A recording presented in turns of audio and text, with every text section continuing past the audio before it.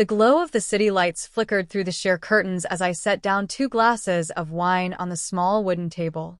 It was a quiet evening, just the way Daniel and I liked it. Intimate, undisturbed, wrapped in the comfort of each other's presence.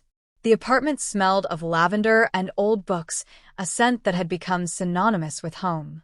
Daniel sat across from me, his dark eyes reflecting the dim light of the candles between us. He reached for my hand, his touch warm, familiar. "I still can't believe it's been 3 years," he murmured, his voice carrying that gentle fondness that always melted my resolve. 3 years and still putting up with me, I teased, though deep down I knew our love was stronger than that.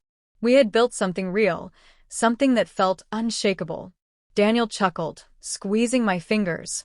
I wouldn't trade a single moment. I believed him. Or maybe I just wanted to. We had met in the most unremarkable of ways.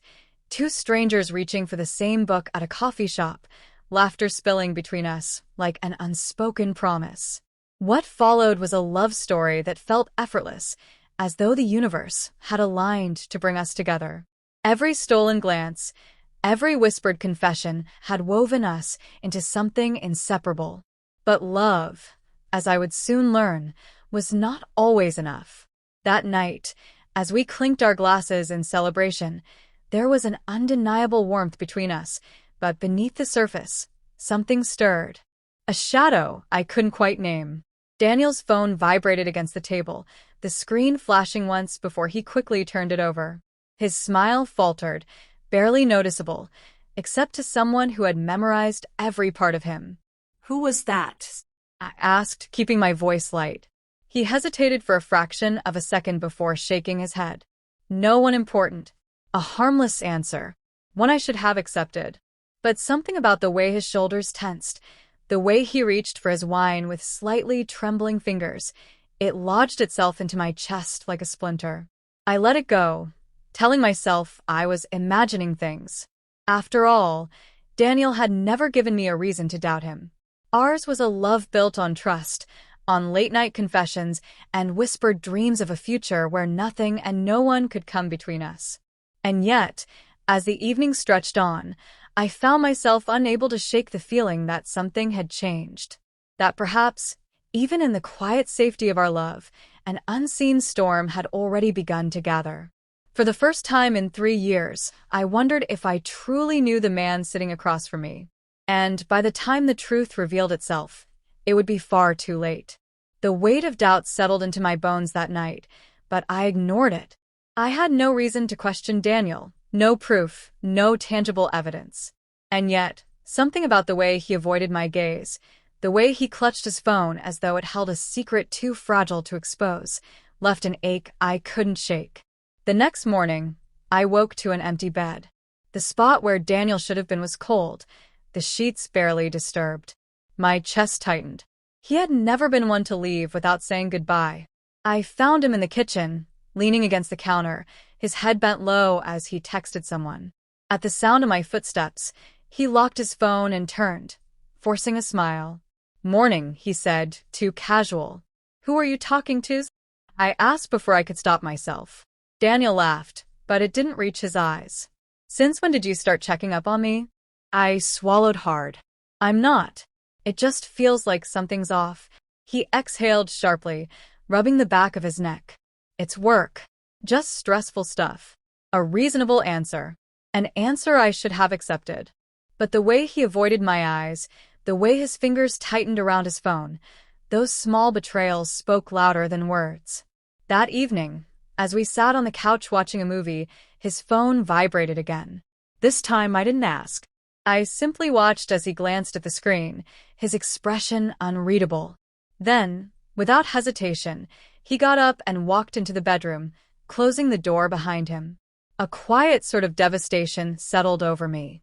Daniel had never hidden anything from me before. He had always been open, honest, unafraid.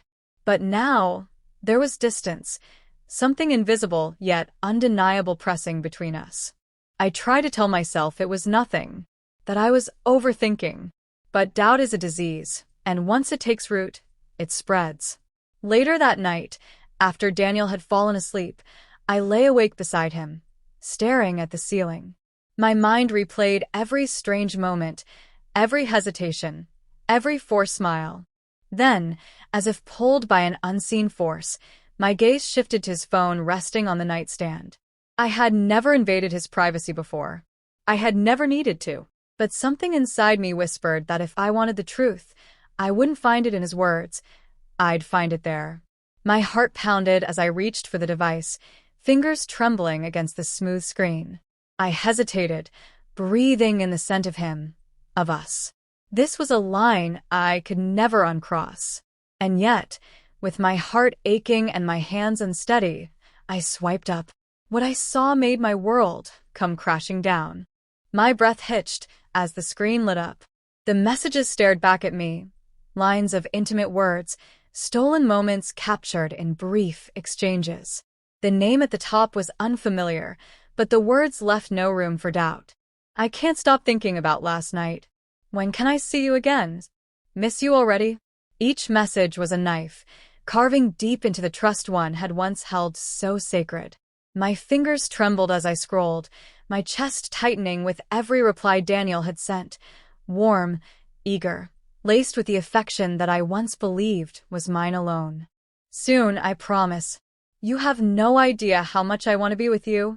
A hollow sort of numbness settled inside me, a slow unraveling of everything I thought I knew.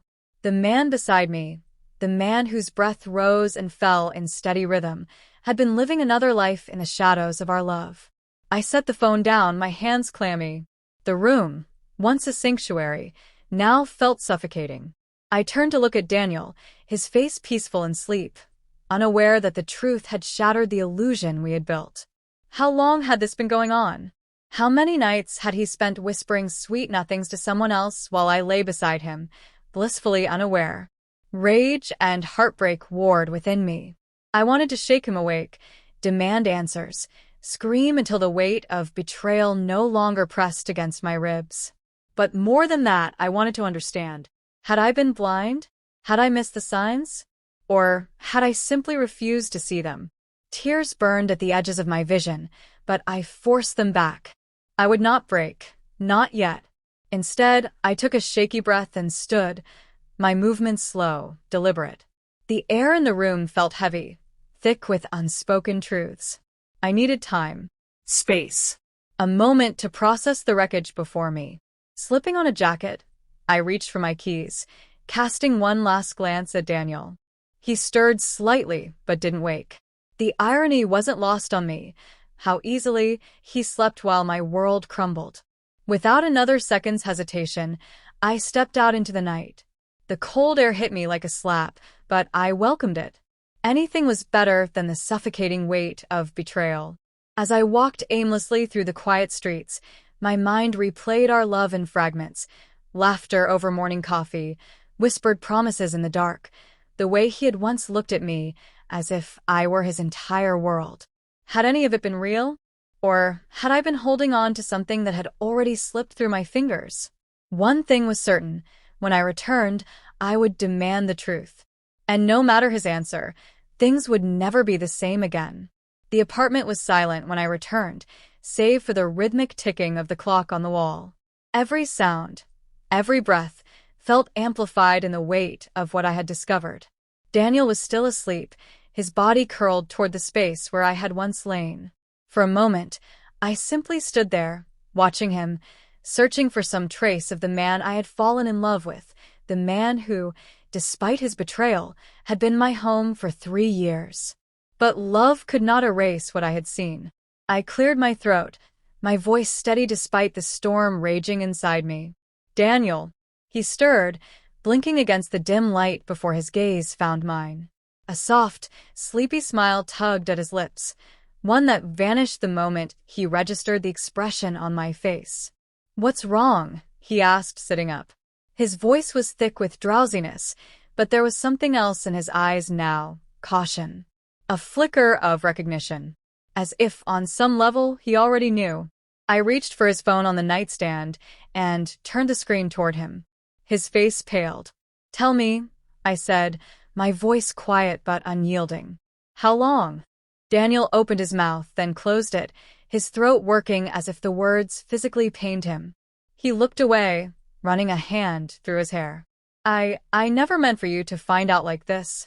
A bitter laugh escaped me. So, you admit it. His silence was answer enough. The weight of his betrayal pressed harder now, as if speaking it aloud had made it real in a way that simply knowing hadn't. I didn't plan for this to happen, he finally said, his voice cracking. He exhaled sharply, his hands balling into fists. It started as nothing. A mistake. But then you kept choosing it. I finished for him. He flinched, guilt carving deep lines into his face. I still love you. I shook my head, an empty sort of exhaustion settling over me. No. You loved me when you had the chance. And then you chose something else. Silence stretched between us, thick with all the things we could never take back. I wanted to scream, to cry, to demand why I hadn't been enough. But deep down, I knew that whatever answer he gave wouldn't undo the damage.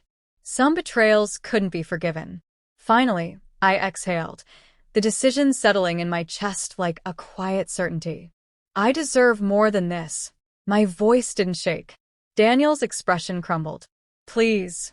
But I was already walking away. As I stepped through the door and into the cold, I didn't look back.